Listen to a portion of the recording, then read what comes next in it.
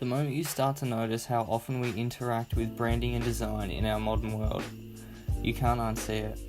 It's everywhere. Every shopfront, website, iPhone app, and brand logo has been carefully thought out and put together by a design professional working alongside other artists, screen printers, sign writers, and web developers.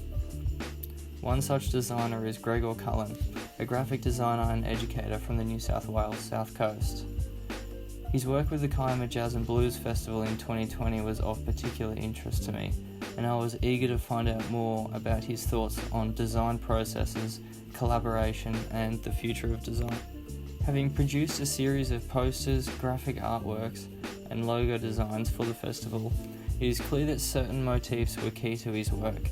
The various graphic elements reflect both the jazz and blues scene as a whole, but also Kiama as a destination. It is clear that Gregor has tried to incorporate the bright, vibrant colour scheme to reflect the nature of the event. The colour scheme paired with the graphic elements make it iconically Kiama, but also reflecting how fun the weekend is supposed to be. Through my conversation with Gregor, I've learned that design is all about context. It's about keeping the rich history of art in mind. While technology has changed how designers realise their ideas, the core process of ideation and collaboration in graphic design and art are unchanged.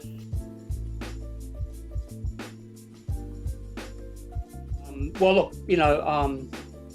I think what I've learned over all these years about the design process is that it's haphazard. Contrary to the normal view about there being a sort of set series of events or processes. I mean, that's important to understand that there is that sort of kind of methodology. But my experience has been that in actual fact it's fairly haphazard. There is that sort of expectation maybe that design practice is a science, and like any other form of lab experiment. You begin at a certain place and then you end up, with either, realised outcomes or unexpected outcomes. But, design is a mixture of both art and science. And so there is an aspect of the sort of kind of haphazardness and unexpected that kind of pops up.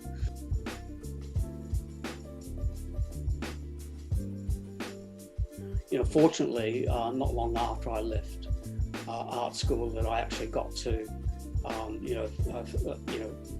work in a kind of foundation period and found being a founding member of an artist-run sort of graphic studio in Wollongong that began with 2 people but then it went on to go and employ 12 people and be highly acclaimed, and it developed into a very successful artist-run business model, which was set a sort of benchmark, I think, nationally and to some extent internationally. But that was a very important period, I guess, in my kind of process of being engaged in visual art and design.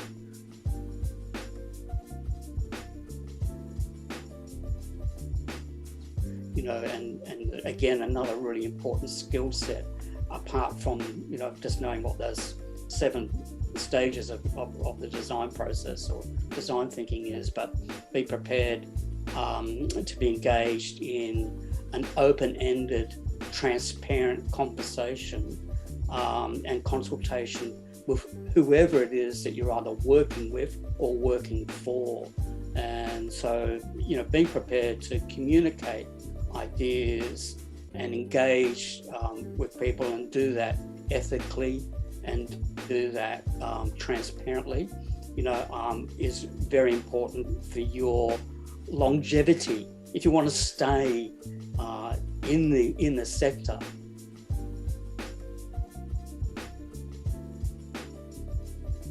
Very early kind of days of after art school, of working collaboratively with other artists on big public artworks or mural works or projects where we were very entrepreneurial. You know, I worked with artists who had no background in visual communication design, but they established one of the very first independent artist news magazines called Arts Networks. And it wasn't driven by a commercial company or a large institution. It was a group of independent artists. And I was also part of a kind of a period in time when artists kind of took over large disused warehouse spaces and renewed them as places to work. And so I was very much part of that movement in Sydney. Outside of, yes, well, maybe the software will change, or maybe I won't need to use a mouse, or all that. I wouldn't try to second guess what would happen there, but there are some things on the horizon which show enormous sort of opportunity and potential, but clearly, again, there will be this sort of kind of